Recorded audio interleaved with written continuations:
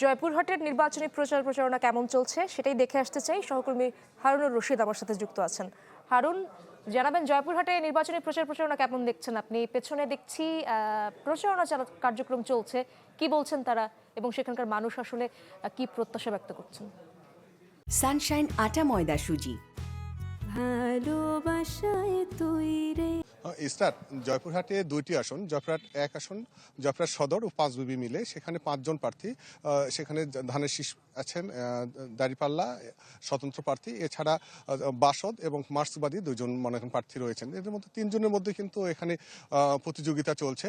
এছাড়া জয়পুরহাট 2 আসন, কালাই খেতলাল আক্কিলপুর মিলে 2 আসন। তো আমি এই মুহূর্তে আছি জয়পুরহাটের 2 আসনের খেতলাল উপজেলায়। এখানে কিন্তু প্রার্থীরা সকাল থেকেই রাত পর্যন্ত কিন্তু তারা প্রচারণা চালাচ্ছেন।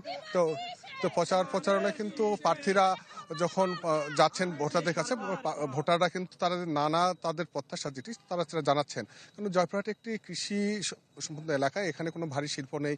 ভোটাররা বলছেন যে আমরা দীর্ঘদিন শুধু প্রতিশ্রুতি শুনে এসেছি, কিন্তু কোনো বাস্তবায়িত হয় না। তো আমরা এখন এই মুহূর্তে যাব এখানে জয়পুরহাট 2 আসনের একজন মনোনয়ন প্রত্যাশী ছিলেন, সাবেক ঢাকা বিশ্ববিদ্যালয়ের শিক্ষার্থী আব্বাস আলী, এবং জয়পুরহাট 2 আসন থেকে তিনি মনোনয়ন প্রত্যাশী ছিলেন। কিন্তু তিনি মনোনয়ন প্রত্যাশী না পাওয়ার পর কয়েকদিন পর দেখছি যে জয়পুরহাট 2 আসনে বিএনপির যে প্রার্থী তার সমর্থনে কাজ করছেন। তার কাছে জানবো, আপনি তো এখানে নির্বাচনী প্রচারণায় ধানের শীষের এখানে প্রচারণা চালাচ্ছেন, তো কি পরিবেশ দেখছেন এখন পর্যন্ত?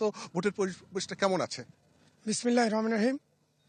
আজকে গত কয়েকদিন ধরে বিএনপির চেয়ারম্যান তারেক রহমানের নির্দেশনাক্রমে কালাই খেতলাল আক্কেলপুর জয়পুরহাট 2 আসনে আমাদের ধানের শীষের প্রার্থী আব্দুল বারীর ওনাকে বিজয়ী করার লক্ষ্যে আমরা সবাই মাঠে ঘাটে কাজ করতেছি। গত 5 দিন ধরে আমি এই জয়পুরহাটের 2 আসনে কাজ করতেছি এবং আব্দুল বারী সাহেব আমার সাথে ছিল, এবং আজকের যে সমাবেশ সেটি প্রমাণ করে জয়পুরহাট ধানের শীষের ইতিহাস ঐতিহ্য রক্ষা করে এবং ধানের শীষের একটি উর্বর এলাকা, তাই বিপুল ভোটে বিজয় এটা নিশ্চিত। তারপরেও আমরা ডোর টু ডোর কাজ করতেছি এবং সকলকে নিয়েই আমরা একসাথে বিজয় নিশ্চিত করবো ইনশাল্লাহ।